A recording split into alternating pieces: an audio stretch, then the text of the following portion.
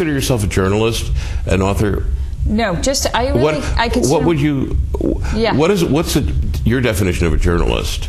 Well, I'm not a journalist, though, so I don't know. I mean, I think as somebody who really tells the truth, someone who tells the truth would be a good journalist. Okay. Someone who gets the story, the real nitty-gritty of it. Their journal is correct. Yes, so that was what I would say. But for a fiction writer, I would say somebody who really gets the story also, even though it's made up, it has to feel real to the reader. But what you do is the truth. You create these fictitious characters, but the environment that they're in is all true. That's true. Yes, absolutely. And I also draw from a lot of things that are in the news, like in this novel. I mean, the war in Iraq. I wrote about Hollywood and the situation in Hollywood with getting films made and what that's all about. And I hope that I achieve that accuracy.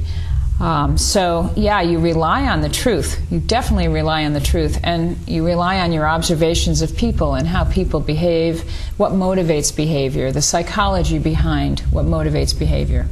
Dan Lynch, who was with the Times Union for years, published several books before he retired from the Times Union. And I said, how do you do that? And I said, you're working all the time. And he said the one thing he did every day, he set aside a half hour in the morning before he did anything, and he wrote for a half hour. And then at the end of the half hour, he stopped, but he did it every day. What would you recommend to someone who is an aspiring author that has a full load of college courses or a job who wants to be an author? How would you handle it? I think his advice is terrific. Every single day, I call writing a practice. People practice medicine, people practice law, and people practice writing. It is a practice, just like you have to go to the piano every day to practice your scales or your whatever. Mm-hmm. It's that everyday attention to it that makes you better at it. You do improve, you get more comfortable with it, and you're using the language in a more sophisticated way. So the daily going to the desk and sitting there for at least a half an hour, if you can, and writing something, putting something down on the page. Now, you as an author, you've written 3 books, and with today's technology, things are changing. Has it had an impact on you financially that one can go to the web and buy your book from the web, or they can go to Barnes & Noble? At one time, the bookstore was the only option. Now you have the web as well. We know it's had a negative impact on bookstores, but for the author, has it had a positive or negative impact financially? Financially speaking, I think what the Internet provides is access, easy access and convenience. Right. And so in that regard, it's wonderful. I think if you are going to, and I don't really know how to comment on the financial part because it's been in existence ever since I've been publishing, so okay. I don't really have a comparison. But I would say that the one thing that you really can get as a reader from going to an independent bookstore is personal attention. You are with people, hopefully, who know the books that they're selling. They can hand sell the book. They admire certain writers. They admire what writers try to do. And so I always like to encourage people to use an independent bookstore because they're so important to us as readers. And but certainly buying books online is also, it's very handy, it's very fast, and you can get what you want very quickly, and often for a discount. So you have to weigh what your interest is at the time. That's getting back to my question, but I guess you'd have to talk to someone who's been writing for like 20 years. But so right away you're saying that if you buy your book, someone watching the television show today, on the web, it is cheaper than if you buy it at the bookstore.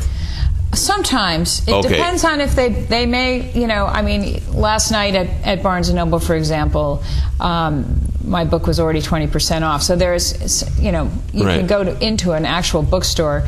And a lot of the independent bookstores also they have, special things that if you buy 5 books, then you get another book half price or something. So there is that effort to try to make it as affordable for people as possible.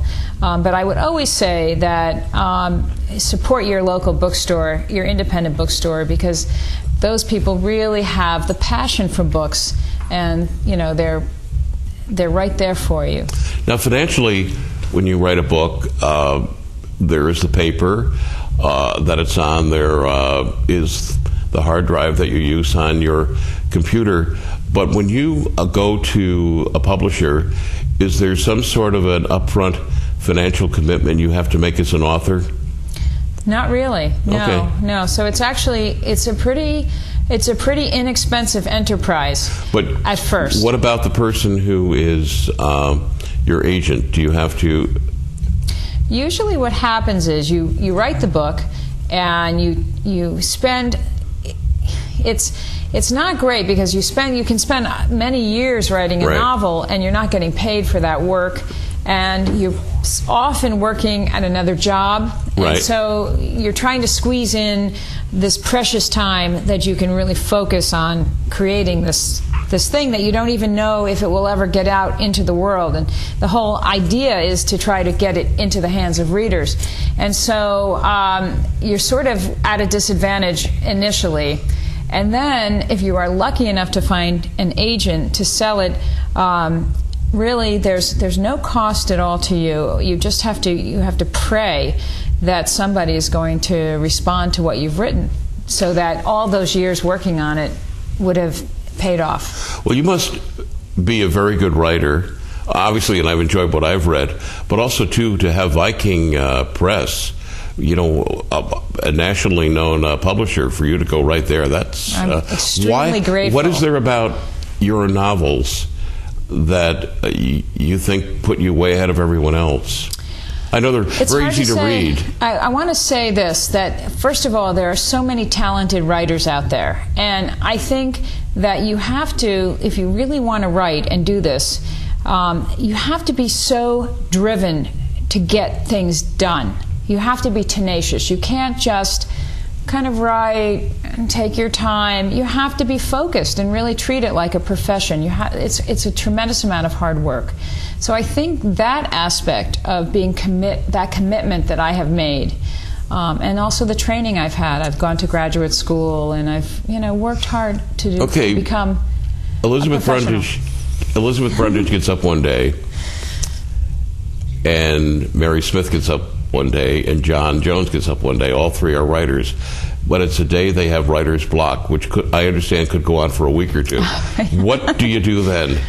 It's tough. It's really tough. I eat a lot of snacks. I snack a lot. I go to the kitchen too much. For example, I just wait it out. I wait it out. I know eventually something will happen. Something will change. It's almost like waiting for the clouds to clear, and then the sun breaks through, and suddenly you have an idea. It's like a baseball player going over a slump. It's it. That's the same thing. It's the same thing. Okay. Well, here we only have about a minute and a half left, so here's a chance for you just to talk about your book. I'm very proud of this novel because it's a little bit different from the other two. And I really wanted to write a very in-depth character analysis, as I said before, of these three characters. They're very disparate characters, very different, and for a variety of reasons that you come to know very quickly, they come together. And I wanted to see what would happen and who would survive this ordeal. So it's just sort of a fast-paced narrative, but very, I hope people will see that it's carefully written and very in-depth characterizations. Now, also you indicated that you're going to be on the faculty of Skidmore College this fall, right? Yes, I'm going to be a writer in residence, it's called, which I'm thrilled about. I'm so excited. If any of our viewers want to get in touch with you, they can reach you through Skidmore College. They can, or they can go to my website, and it says there's a place to drop a note, and that's my actual email address. And I'd love to hear from anybody who wants to get in touch. Well, I want to thank you for joining us. Elizabeth Brundage is our guest. This is her latest book. I'm Joe Condon. Get to your bookstore or go to the web and buy it, and you will enjoy it. Have yourself a wonderful day. Thank you for joining us. Thank you so much, Joe. Thank you.